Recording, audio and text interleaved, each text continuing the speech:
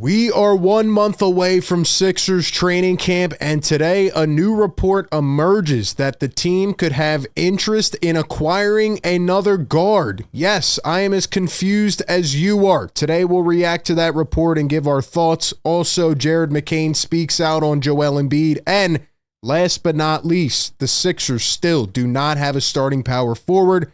We will look at a couple final options. All that and more coming up on Philly Take with RB. But welcome into the show. I'm RB. Do me a favor, hit that notification bell, turn on your noties wherever you're watching or listening. Don't miss any of the videos or live streams. Leave a like at the end if you enjoy. All right, man, a very odd, strange report. I know it is the end of August. We are literally in the dead period of the NBA offseason. Nothing is going on. So maybe this is just a little bit of that. But we have to talk about it, because we finally have something to talk about. Sam Amico puts out a report in a new article saying that the 76ers and the Nuggets are among teams that are trying to trade for Anfernee Simons. If the Sixers go out and make a trade for Anfernee Simons, my confidence, which is already wavering a bit, will significantly decline. Nothing against him. But the first thing I thought when I saw this report was, What? This makes absolutely no sense. Not because of him as a talent, but because of where the Sixers are at as a team. So we go over to this article over here on CelticBlog.com.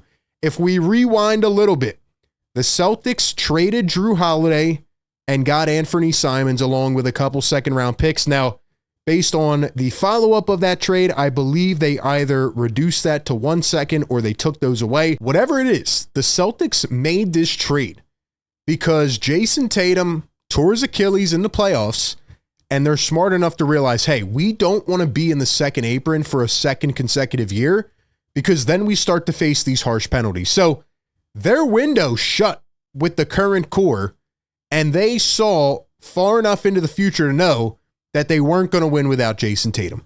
So they traded Kristaps Porzingis. They also traded Jrue Holiday. And now they're going to retool, especially with Al Horford most likely retiring. So they have Jaylen Brown and Derek White, and they made a decision about their future. They took back Anfernee Simons, though, right? A guy who can come in, knock down shots, and be like a, offensive threat, like a microwave scorer. But apparently they have been trying to trade him ever since they acquired him. And as Sam Amico says, Anfernee Simons might not even make it to training camp next month. For the Celtics, this tracks, despite being the most talented Boston player that was traded for this summer. He is yet to have a formal press conference as a Celtic, and his name has only been briefly mentioned by Brad Stevens. I did not know that. That's very interesting to me. He's probably going to get traded. And that makes sense because they wanted to get off the next couple of years of Jrue Holiday, knowing that they're not going to win this upcoming season. And they still took back $27 million in Anfernee Simons. But what they're really trying to do is retool with a new core around Jaylen Brown, Derek White, and Jason Tatum when he comes back after this season. So it makes sense that they're trying to trade Anfernee Simons. But for the 76ers, I just don't understand this at all. What could a deal with the Sixers, Nuggets, and Bucks look like? A first-round pick or maybe 2 seconds would be a prerequisite. So the Sixers are going to give up draft capital that they already don't have to expend. And plus, if they do a sign and trade, like it says here for Quentin Grimes, they're going to be hard capped. So there's just no good in this trade for the 76ers. The second reason I say that is because when we think about Anfernee Simons, yes, he has emerged as a pretty good player, but there are a couple things that he does that would not fit the current mold of the Sixers. Number one, he is a guard that needs the ball in his hands a lot and is a pretty good shooter and can create off the dribble, but doesn't really do much else to impact the game. He's not like a plus rebounder. He averages 4 to 5 assists per game. He's not like some great facilitating guard, which is why Portland wanted to move him to get Jrue Holiday, not only a vet, but a guy who brings other qualities to the floor, right? To fit alongside the current young guards they have in Scoot Henderson and in Shaedon Sharpe and guys like that. But Anfernee Simons also doesn't really play defense that much at all. Matter of fact, if we go to an article that was written over here on Rip City Project. It says, from an offensive standpoint, he's a perfect fit for Joe Mazzulla, who led the league in three-point attempts last season. The Celtics did by a wide margin. But for as much of an offensive threat as he is, he's perhaps equally a bad defender. He's consistently ranked near the bottom of the Blazers roster in defensive rating all 7 seasons in Portland. So he's 26 years old. He's older than a guy like Tyrese Maxey. And in terms of the fit with Philadelphia, I mean, he's just adding to a logjam of guards that already exist. The Sixers don't need another guard. They need forwards. Plus, you just drafted VJ Edgecombe. You have Jared McCain coming off an injury, who had a great, sample size, we'll call it, last year. Also, like I mentioned, Anfernee Simons going into the last year of a rookie extension. It was 4 years, $100 million, and he's making $27.6 million this upcoming season. So when we look at the 76ers, who right now are about $22 million under the second apron, if they made this trade and didn't give up anything in return, which why would the Celtics even want anything, then this would put the Sixers in the second apron, and that's before even signing Quentin Grimes. Obviously, again, they could do a sign and trade, but that would also hard cap them. So this makes absolutely no sense from any which way you look at it. The last thing I'll say is that on this site here, OregonLive.com, there was a quote from Simons last year. It says he was trying to adjust to being the team's full-time point guard last year and saw his offense struggle. He said, quote, "It's the toughest season I've had just mentally, just adjusting to everything that was being thrown at me. That included adapting to playing in a more fast-paced system instead of the half-court sets he was used to operating with to get open. Quote, once you've been used to playing kind of a half-court offense your first 6 years in the league, it is kind of hard to adjust. That's how I learned the NBA game, was running through sets." So the Sixers are also going to try to play quicker and faster. That's how the league mold is now, right? And they have Maxey and McCain and VJ.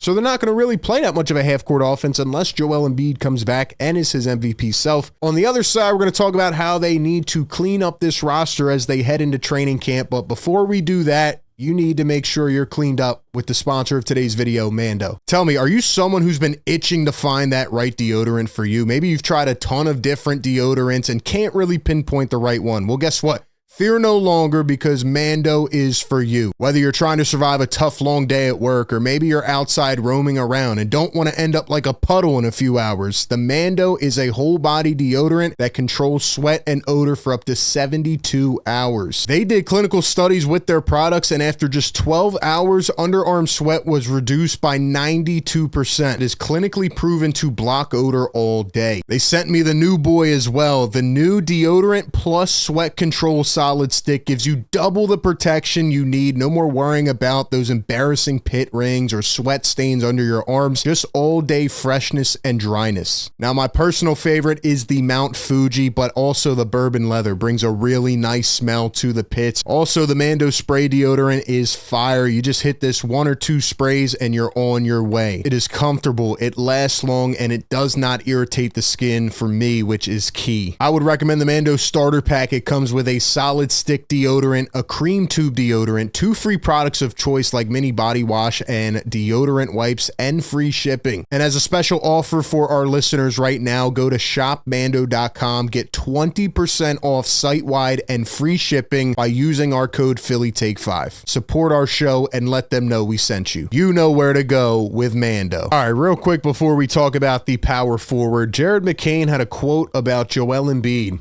He says, coming in as a rookie, you never know with these superstars how they're going to be. For him, he was way more chill than I thought it was going to be. That's when I first met him.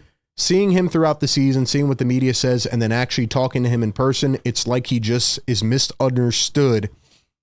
It's like he's just misunderstood in a lot of ways. I do agree with that. I think Joel Embiid is a lot more, quiet beneath the surface and just kind of keeps to his own in his circle.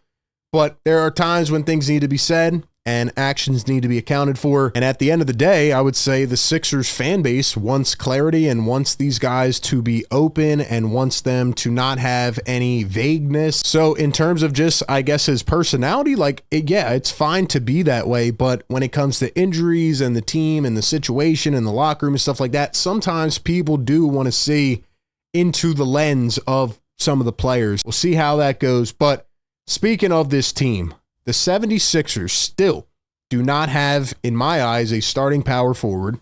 And I know they signed Trendon Watford, and they drafted Janai Broom, and they signed Dominic Barlow, and they signed Jabari Walker. But unless one of these guys is a hidden gem, a diamond in the rough, looking at their previous stat production, I just don't really feel good at all about the power forward room. And I was thinking about the last time this team had a quality power forward that did the things needed at the position around the players on the team. And I couldn't even think back to how far it has been. They need a 4 that can catch and shoot at a pretty decent clip. Let's say 36, 37% at least.